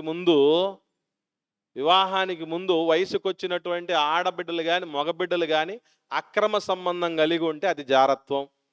వివాహం అయిన తర్వాత కూడా భార్యతోనో భర్తతోనో కాకుండా ఇంకొకరితో సంబంధం కలిగి ఉంటే అక్రమ సంబంధం, దాన్ని జారత్వం అంటారు. ఈరోజు ప్రపంచం అంతా ఏమనుకుంటుందంటే ఈ యవ్వనం, ఈ దేహం దేనికుందంటే బతికినంత కాలం ఎక్కువ మందిని అనుభవించటానికే ఉందనుకుంటున్నారు. ప్రభు చెప్పిన మాట అది. పరిశుద్ధాత్మ ప్రేరేపణతో దేవుడు చెప్పిన మాట ఏంటంటే దేహము జారత్వము నిమిత్తము కాదు కానీ. లోకంలో కేసులన్నీ ఎక్కువ సమస్యలు కోర్టులో పోలీస్ స్టేషన్ చుట్టూ తిరుగుతున్న కేసులు ఏం కేసులు అనుకుంటున్నారు? అక్రమ సంబంధాల కేసులే. మనకు తెలియందా? దేవుని పిల్లల మధ్య కూడా ఇలాగే చాలా జరుగుతున్నాయి. చాలా మంది జీవితాల్లో కూడా భర్త కోవిడ్ పోయి ఉంటాడు, వాడు అక్కడ ఇంకొక ఆమెను చూసుకొని ఉంటాడు, ఇక్కడ ఉన్నామే ఇంకొకటి చూసుకొని ఉంటుంది. చూడలేదు వెళ్ళరండి మనమే? ఖచ్చితంగా జరుగుతున్నాయి. దేహము నా ఇష్టం, నాకు శక్తి ఉంది, నాకు ఆసక్తి ఉంది, వాళ్ళకి ఇష్టమైంది, నాకు ఇష్టమైంది, నీకేమొచ్చింది కష్టం అని అడుగుతూ ఉంటాడు. అలాంటి వాళ్ళను కూడా దేవుడు ఖచ్చితంగా లెక్క అడుగుతాడు. ఎందుకంటే దేవాలయాన్ని పాడు చేస్తేనంట ఎవడైనా దేవుడు ఏం చేస్తా ఉన్నాడు? వాణ్ణి పాడు చేస్తాడు. దేవుడు ఎన్నో ఆశలతో కట్టుకున్నటువంటి అద్భుత సౌధం మానవ దేహం. ఖచ్చితంగా దాని విషయంలో అడుగుతాడు. మీకు ఎప్పటికైనా గుర్తుందో లేదో, ప్రపంచంలో ఎన్నిటికో మందులు వస్తున్నాయి. మొన్న వచ్చి ప్రపంచాన్ని అతలాకుతలం చేసినటువంటి రోగం ఒకటి వచ్చింది. ఏంటది? Corona virus. దానికి కూడా వ్యాక్సిన్లు కనుక్కున్నాం, కోవాక్సిన్, కోవిషీల్డ్ అని కదా. కానీ ఒక్క రోగానికి మాత్రం మందు ఇప్పటిదాకా మనిషి కనుక్కోలేకపోతున్నాడు. ఏంట రోగం? ఎయిడ్స్. ఎయిడ్స్కి ఇప్పుడు దాకా మనిషికి మందు ఎందుకు దొరకలేదు తెలుసా? అది దేవుడు చేసిన పనే. మందు దొరికింది అనుకోండి, సందు దొరికితే తప్పు చేస్తాడు మనిషి. దేవుడు తెలుసు అది ఉన్నా అంటే దానికి మందు దొరకకుండా అది వస్తే చావడమేరా అన్నటువంటి పరిస్థితి ఉన్న మనిషిని ఆపలేకపోతున్నాం. దేవుడు ఎంత మహానుభావుడో. ప్రతి రోగానికి మందు లోకంలో కనిపెట్టేట్టు పెట్టి ఎయిడ్స్ రోగానికి మందు లేకుండా చేశాడంటే కాపాడుకుండ్రా. మీకు ఇప్పుడు ఇక్కడున్న జీవితం ఏమాత్రం ఉంది, ఆ తర్వాత భవిష్యత్తు అద్భుతమైన లోకం అది అక్కడుంది పరలోకంలో అని మనల్ని భవిష్యత్తు కోసం సిద్ధపరుస్తూ మహాలోకపు స్వాస్థ్యాన్ని మనం సొంతం చేయటానికి చేస్తున్న ప్రయత్నాలు ఇవన్నీ దేవుడు చేస్తున్నవి. అందుకే తిండి విషయంలో జాగ్రత్త. నా ఇష్టం, నా సంపాదన అని ఎవరు మాట్లాడకండి. అలాగే లైంగిక పరమైనటువంటి అవినీతి ఏదైతే ఉందో దేవుడు వివాహం జరిగించిన తర్వాత కూడా చెప్తాడు. వివాహం అన్ని విషయంలో ఘనమైనది గాను, నెక్స్ట్ ఏమన్నాడు? పానుపు నిష్కల్మషమైనది గాను ఉండాలి అన్నాడు. కాబట్టి ఎవరికి తెలియదు అనుకోకండి, దేవుడి దగ్గర దేవుడి కళ్ళు గప్పి ఎవ్వరం తప్పించుకోలే, మర్చిపోకండి. ఇర్మియా గ్రంథం చూద్దాం. చివరిగా ఇర్మియా గ్రంథం చూద్దాం. 23వ అధ్యాయం 24వ వచనం చూడండి. ఇర్మియా గ్రంథం 23వ అధ్యాయం 24వ వచనం ఏమని రాయబడింది చూడండి. నాకు కనబడకుండా, తీసారా? ఇర్మియా గ్రంథం 23వ అధ్యాయం 24వ వచనం, నాకు యెహోవా సెలవిచ్చు మాట ఏదనగా, నాకు కనబడకుండా రహస్య స్థలములలో దాగగలిగిన వాడెవడైనా కలడా? దేవుడికి కనబడకుండా పోతావా? సాధ్యమవుద్ది అది? ఒకనాడు భక్తుడు అన్నాడు, నేను ఆకాశమునికి ఎక్కినా నీవు అక్కడున్నావు, నేను దిగంతాలకు వెళ్ళినా నువ్వు అక్కడున్నావు. ఎక్కడ పోతాడు మనిషి? ఆయన కళ్ళు కప్పాలంటే ఆయన కళ్ళు ఎక్కడున్నాయో తెలుసా మనకి? ఆకాశం దేవుడి సింహాసనం అట, భూమి ఆయన పాదపీఠం అట. మరి ఆయన కళ్ళు ఎట్లుంటాయి? ఎంత ఉంటాయి? ఆయన సింహాసనం మీద కూర్చున్నాడు, ఆకాశం అనే సింహాసనం మీద. సింహాసనమే ఆకాశం అయితే ఆకాశం పైన దేవుడి రూపం ఉంటే ఆ రూపంలో ఉన్న కళ్ళు ఎంత పెద్దయి, ఆ కళ్ళు ఎవడు కప్పుతాడు? అందుకే ఇప్పటిదాకా ప్రపంచంలో ఒక పదం రాలేదు. పోలీసుల కళ్ళు గప్పి అన్న పదం వచ్చింది, పెద్దల కళ్ళు గప్పి అన్న పదం వచ్చింది, అమ్మ నాన్నల కళ్ళు గప్పి అన్న పదం వచ్చింది. కానీ దేవుడి కళ్ళు గప్పి అన్న పరిస్థితి ఎవడికి రాదు. అందుకే ప్రియులరా, అసలు మనం చేస్తున్న ఏ దోషమైన దేవుడు భద్రంగా దాచేస్తున్నాడు. తెలుసా మీకు? మనకందరికీ ఎఫ్ఐఆర్ ఫైల్ అయిపోయింది. మనకందరికీ ఎఫ్ఐఆర్ ఫైల్ అయిపోయింది తెలుసా? చూడండి, ఆ మాట కూడా యోబు గ్రంథం 14:17 చూడండి. మన పేరిట ఎఫ్ఐఆర్ ఫైల్ అయిందో లేదో చూడుతూ అర్థమవుద్ది. యోబు గ్రంథం 14:17 ఎక్కడ తప్పించుకుంటాం? నా అతిక్రమం ఎక్కడుందటండి? సంచిలో ఉందట. సంచిలో ఉందట. ఎఫ్ఐఆర్ బుక్లో ఉందట. ఇంకా నేను చేసిన దోషం భద్రంగా ఎవరు ఉంచారు? దేవుడే ఉంచాడు. ఇప్పుడు పోలీస్ ఆఫీసర్ ఎఫ్ఐఆర్ రాశాడు, మన మీద కేసు వేసాడు, అవన్నీ మనకు సంబంధించినటువంటి ప్రూఫ్లన్నీ ఉన్నాయి, దాన్ని తగలబెట్టేయచ్చు. పోలీస్ స్టేషన్ చుట్టూ పెట్రోల్ పోసేసి మంది మార్బలంతో వెళ్ళి పూర్తిగా దాఖలాలు లేకుండా, ఆధారాలు లేకుండా తగలబెట్టేయచ్చు. లేదా లంచం ఇచ్చి మాఫీ చేసుకోవచ్చు. దేవుడికి ఏం చేస్తావు? దేవుడి చేతిలో ఉంటే ఆయన ముందే సమీపింపరాని తేజస్సులో ఉన్నాడు. సూర్యుడినే చూడలేం మనం. 5 నిమిషాలు చూస్తే అట కళ్ళు టప్మని పేలిపోతాయట. 5 నిమిషాలు అట సూర్యుడికే చూస్తే కళ్ళు పేలిపోతాయట. అట్లాంటి సూర్యులు కోట్ల సూర్యులను తయారు చేసినటువంటి తేజమయుడైన ఆయన చేతిలో మన దోషం ఉంటే ఎవడండి తప్పించేది దాని నుంచి? అందుకే ప్రియులరా, ఆయన దగ్గర నుంచి మనం తప్పించుకోవటం అసాధ్యం. మనం చేసిన దోషాలన్నీ వరుసగా పెట్టి మనల్ని గద్దిస్తాడట దేవుడు. సీసీ కెమెరాలు ఉంటే చాలా జాగ్రత్తగా ఉంటారు చాలామంది. కానీ మనకు తెలియని సత్యం ఏంటి తెలుసా? అసలు మన దేహమే సీసీ కెమెరా. మన దేహమే సీసీ కెమెరా. ఎలా అంటారా? ఎప్పుడైనా మనం నేరం చేసాం అనుకోండి, మనల్ని పట్టించేది ఎవరు చెప్పండి? మన దేహమే, ఎవరో కాదు. మన వేలిముద్దులు మనల్ని పట్టిస్తాయి. ఇంతకు ఈ వేలిముద్దులు ఎక్కడున్నాయి? ముద్దుగా మన చేతుల్లోనే ఉన్నాయి కదా. మన రక్తం మనల్ని పట్టిస్తుంది, మన వాసన మనల్ని పట్టిస్తుంది, మన డిఎన్ఏ, మన వాసన తాలూకు డిఎన్ఏ దుమ్ము ధూళిలో కూడా ఉంటుంది. ఊరికే చెప్పాడనుకున్నారు యేసుప్రభుల వారు. ఎవరన్నా మిమ్మల్ని చేర్చుకోకపోతే ఏం చేయమన్నాడు? మీ పాదాలు నువ్వు ధూళిపేసిరా, విమర్శ దినం వరకు ఉంటుంది ఆ ధూళి అన్నాడు. ఏడో గాలి మాటలు చెప్పాడు యేసుప్రభు అనుకున్నారు. ఇప్పుడు కనుక్కున్నారు మానవ డిఎన్ఏ ధూళిలో కూడా ఉంటుందట. మన డిఎన్ఏ ఇప్పుడు ఇక్కడ ఉన్నటువంటి ధూళిలో కూడా ఉంటుంది. ఎక్కడ పోతుంది? ప్రతిదీ కూడా మనల్ని పట్టించేది మన దేహమే, ఎవరో కాదు, మర్చిపోకండి. మన దేహమే మనల్ని పట్టిస్తుంది. కనుక ప్రియులరా, మన దేహానికి మనం హక్కుదారులం ఏమాత్రం కాదు. మనం జవాబుదారులం మాత్రమే. దేవుడి దగ్గరికి నిలబడే సమయానికి మన దేహంతో ఏం చేసి ఉండాలంటే, ఒకరోజు పౌలు గారు అన్నారు, ఏమనంటే, మీ దేహాలు దుర్నీతి సాధనాలుగా పాపానికి అప్పగించకండి, నీతి సాధనాలుగా వాడండి. ఇదిగో జీవవాక్యమును చేతపట్టడానికి చేతులు వాడండి, దైవ గ్రంథములో ఆశ్చర్యకరమైన సంగతులు చూడటానికి ఈ కన్నులు వాడండి, సువార్త ప్రకటించటానికి సిద్ధ మనసు ధరించుకొని ప్రకటించటానికి కాళ్ళను వాడండి, ఈ చేతులతో సాయం చెయ్యండి 10 మందికి, అగ్నిలో నుంచి లాగడానికి వాడండి దీన్ని. దేవుడి యొక్క ఆశ్చర్య క్రియలను అర్థం చేసుకోవడానికి మెదడు వాడండి. దానికోసం వాడితే దేవుడు మన కోసం మహాలోకాన్ని, గొప్ప స్వాస్థ్యాన్ని, ఆకలి దప్పులు లేని లోకాన్ని, మరణమే లేని లోకాన్ని, కన్నులుంటాయి కన్నీళ్లు లేని లోకాన్ని, కడుపు ఉంటుంది ఆకలి లేని లోకాన్ని, దేహం ఉంటుంది భయంకరమైన పాపకు కోరికలు లేనటువంటి మహిమ దేహాన్ని ఇస్తాడు ఆయన. కాబట్టి మన దేహానికి మనం జవాబుదారీగా ఉంటూ దేవుడి మహిమ కోసం ఎలా వాడాలి అన్నటువంటి స్పృహలో బ్రతకగలిగితే తప్పనిసరిగా దేవుడు ఈ దేహంతో చేసిన దానికి మంచి ఫలాన్ని, పరలోకం అనే ఫలాన్ని ఇస్తాడు. లేని పక్షాన తప్పనిసరిగా మనకి నరకమే ఇచ్చేస్తాడు. అందుకే నీ దేహములో ఏ అవయవమైన నిన్ను అభ్యంతర పరిస్థితి ఏం చేయమన్నాడు?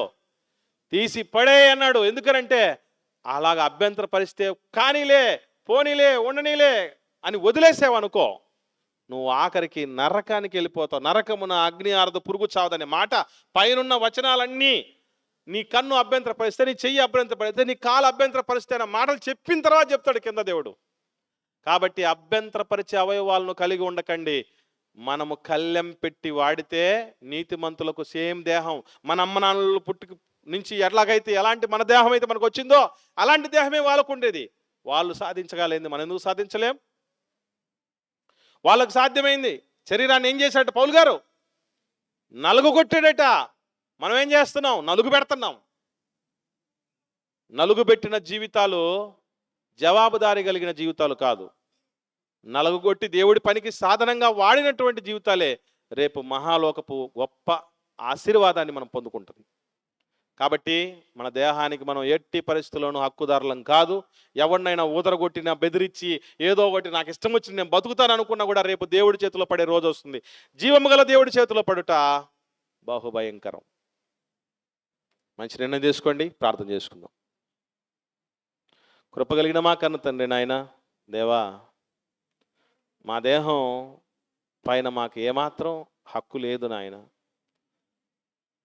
మా తల మీద ఉన్న వెంట్రుకలను సైతం మేము నల్లగా ఉన్నటువంటి వాటిని తెలుపుగా చేయలేము, తెలుపుగా ఉన్న వాటిని నలుపుగా చేయలేము తండ్రి. ఒక్క అవయవాన్ని చేసుకోలేము నాయన. ఉన్న రూపాన్ని చూసి బొమ్మను కూడా వేయలేనంత దుస్థితిలో ఉన్నవాళ్ళం తండ్రి. ఆ రూపాన్ని అనుసరించి శిల్పాన్ని కూడా చెక్కలేని వాళ్ళం నాయన. మేము ఏ పాటి వారము తండ్రి? ఈ దేహం మాకు ఉన్నతంగా మాకు అనుగ్రహించారు. జీవరాశుల్లో ఏ దేహానికి లేనన్ని గొప్ప ఆధిక్యతలు, ఆశీర్వాదాలు, ఆనందము, సుఖము అనుగ్రహించారు తండ్రి. ఈ దేహంతో మాకు పనుందని ఈ సౌకర్యాలన్నీ కల్పిస్తున్నారని మేము గుర్తెరిగిన ఆయన, మా దేహానికి మేము ఎప్పుడూ హక్కుదారులం కామని, జవాబుదారులమని గుర్తెరిగి, తిండి విషయంలో మత్తులం కాకుండా, దేహం ఉన్నది మీ నిమిత్తమే తప్ప, మీ మహిమ కోసం తప్ప, మీ కార్యాలు ముగించి మహాలోకానికి మహిమ దేహాన్ని దాల్చుకొని తిరిగి మీ దగ్గరికి రావటానికి తప్ప జారత్వం కోసం కాదని గుర్తెరిగి తండ్రి, శరీరపు కళ్యాణ్ణి వదిలేసి ఇష్టం వచ్చినట్టు బ్రతుకుతున్నామేమో.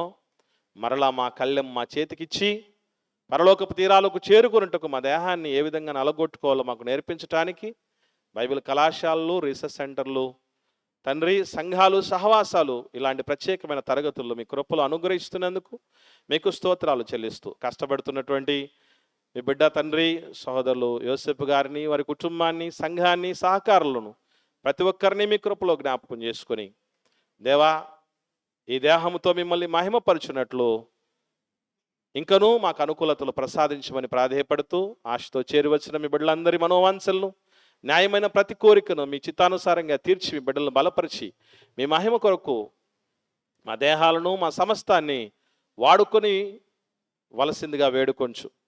మీ చిత్తమైతే మరలా మీ బిడ్డల మధ్యకి వచ్చి అనేకమైన శ్రేష్టమైన సంగతులు తెలుసుకుని దాన్ని అనుసరించి జీవించి మమ్మల్ని సరిచేసుకుని మీ దేవులకు పాత్రలగునట్లు సహాయతను అనుగ్రహించమని, మహిమ ఘనత ప్రభావం తద్వారా మీరే పొందుకునమని యేసుక్రీస్తు ప్రభువుల వారి పరిశుద్ధమైన నామంలో ఈ ప్రార్థన మీకు సమర్పించి పొంది ఉన్నాం తండ్రి. ఆమేన్.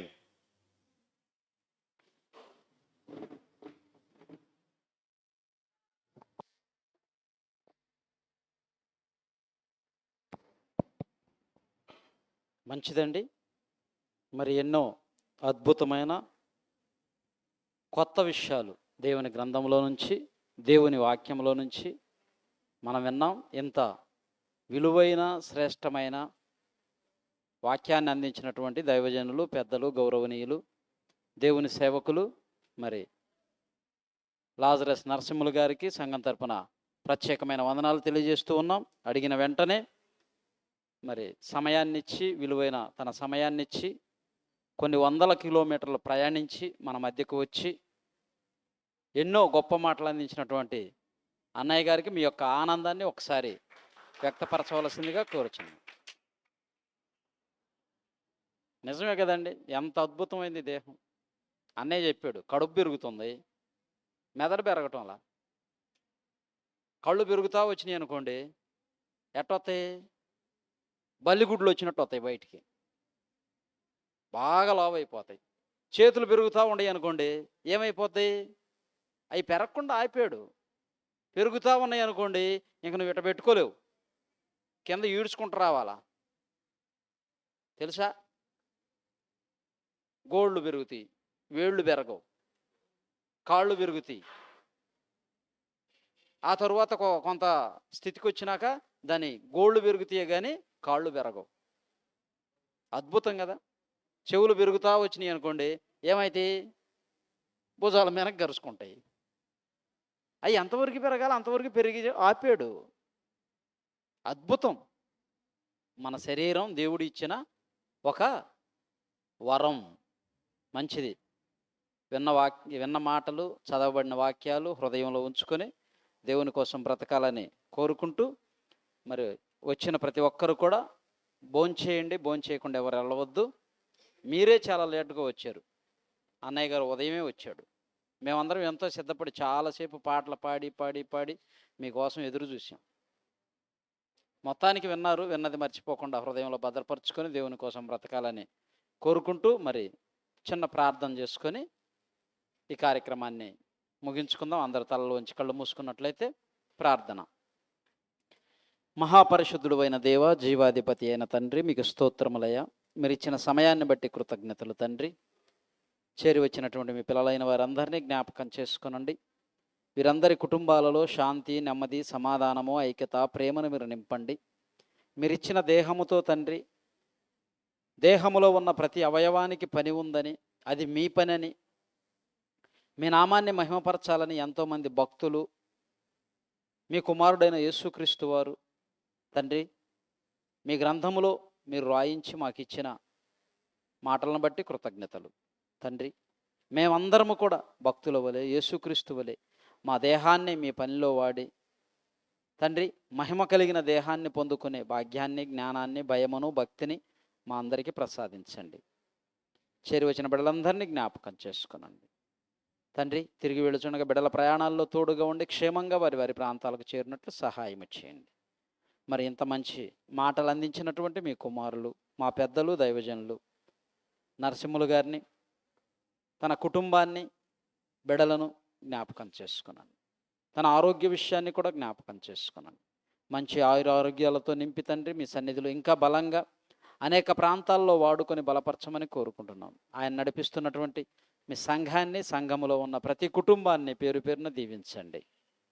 పరిచర్యలో తోడుగా ఉండండి, చేస్తున్న డ్యూటీలో తోడుగా ఉండండి. ఎటువంటి అనారోగ్యాలు, ఆటంకాలు లేకుండా తండ్రి సంపూర్ణ ఆరోగ్యముతో మీ పనిలో మీ కుమారుడు ఉన్నట్లు సహాయం చేయండి. ఇంకా ఎర్రగుంట్ల ప్రాంతం నుంచి వచ్చినటువంటి వారిని కూడా జ్ఞాపకం చేసుకునండి. కొన్ని వందల కిలోమీటర్ల దూరం నుంచి వచ్చారు. బిడ్డలను దీవించి ఆశీర్వదించండి. జరిగించున్న ఈ పరిచర్యను జ్ఞాపకం చేసుకునండి. కుంటుపడకుండా తండ్రి క్రమం తప్పకుండా మీ పరిచర్యలో ముందు కొనసాగుటకు మార్గాలను సరళము చేయండి. ఎక్కడ ఎటువంటి ఆటంకాలు లేకుండా ముందుకు నడిపించమని కోరుకుంటూ, ఇచ్చిన భోజన పదార్థాలను బట్టి కూడా మీకు కృతజ్ఞతాస్తుతులు చెల్లిస్తూ, మా ప్రభువును రక్షకుడైన యేసుక్రీస్తు వారి నామములో ఈ ప్రార్థన మనములు అడిగి వేడుకొనుచున్నాము తండ్రి. ఆమెన్. సర్వసృష్టికి కారణభూతుడైనటువంటి కన్న తండ్రి ప్రేమయు, మనందరి ఆత్మలకు రక్షకుడైనటువంటి యేసుక్రీస్తు వారి కృపయు, పరిశుద్ధాత్మని యొక్క అన్యోన్య సహవాసం, సన్నిధి సదాకాలం మనందరికీ తోడయ్యుండి నడిపించునుగాక. ఆమెన్. అందరికీ వందనాలు. దైవజనులకు ప్రత్యేకమైన వందనాలు. అందరూ భోంచేసి ఇక్కడి నుంచి సెలవు తీసుకోవాల్సిందిగా మనవి. మా మనవిని మందించి చేరి వచ్చిన మీ అందరికీ కూడా మా ప్రత్యేకమైన కృతజ్ఞతలు, వందనాలు.